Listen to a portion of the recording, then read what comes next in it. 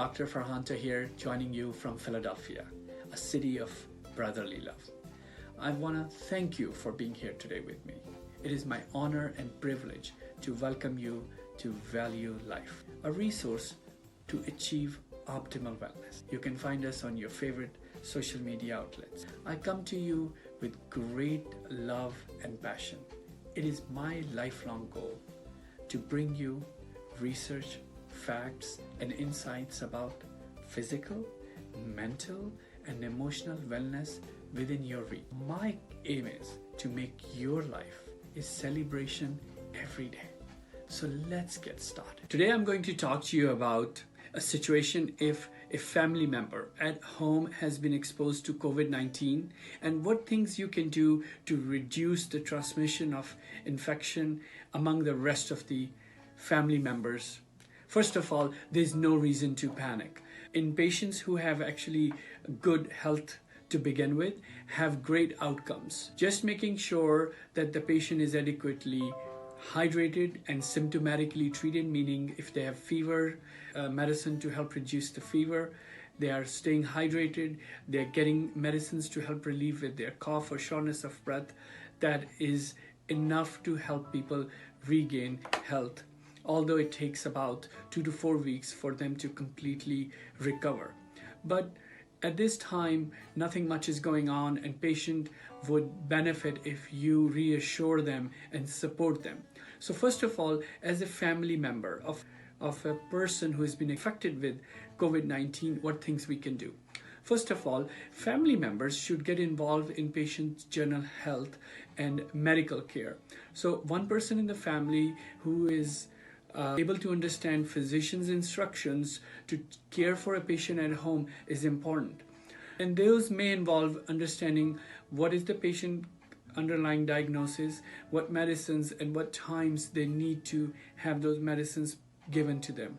Make sure that the patient who is infected has provisions for his basic needs, which will include, of course, supply of their toiletries, supply of their personal clothing, shoes, their towels, and of course, if preferably, they should be confined in a single room in a home where other people are not going in and out. And of course, the purpose is to not make that patient feel isolated, but to make sure that they're taken care of at home, but are not a source of spreading the infection to the rest of the people. You should be responsible to kind of monitor their symptoms. If they feel that the symptoms are getting worse, maybe shortness of breath or wheezing has started, and you need to take them to a local provider, a doctor, I would recommend you to call the doctor ahead of time so that they know that a patient with COVID-19 positive case is coming.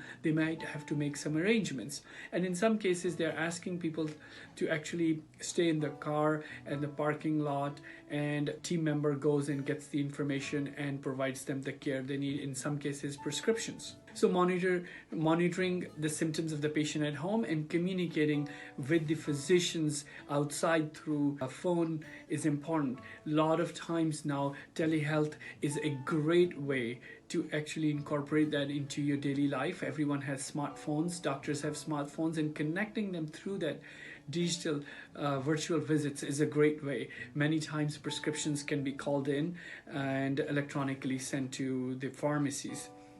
Again, making sure that no visitors are allowed in that home, whether it's anyone with ages above 50 and above with comorbid conditions should not come to that house. Neither the patient should be allowed to go outside, as common sense tells us.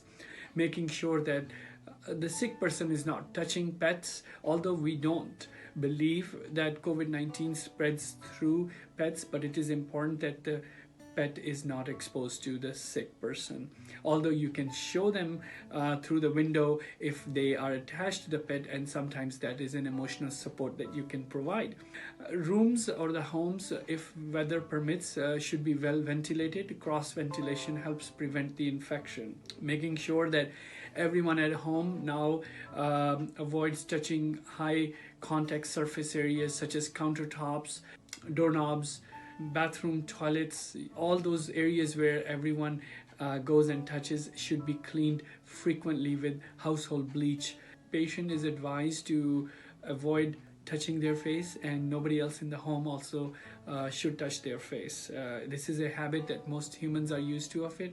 On average, a human touches their face 18 times in an hour, a very high number. I know that a lot of people are worried about personal protective equipment, and you don't need to hoard like 50 face masks at home, but maybe a couple at home in case of this situation is important, because you can give one to the patient who can wear this if they come out in a common area of the home, or if you go close to them and they are in need of your physical help to change, especially if they're old, or they have body secretions that need to be wiped and cleaned. In that case, you preferably should have a disposable gown and a mask and glove.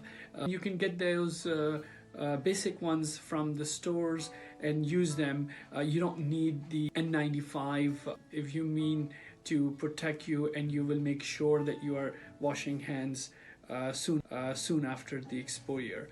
When you dispose of any protective equipment, make sure you take off your gloves, throw them, and then take off your gown or mask and throw them in a bag. Have them in a bag separate, and then edit it in a disposable container. Also making sure that you are not sharing any personal utensils. Their utensils need to be separated. They should also have their own personal towel and things of that nature, so that they can avoid contamination. Use of laundry is important because the patient clothes need to be frequently washed, and their beddings be washed ideally every day if possible. Provision of water and other detergents is important, and having those supplies available is great.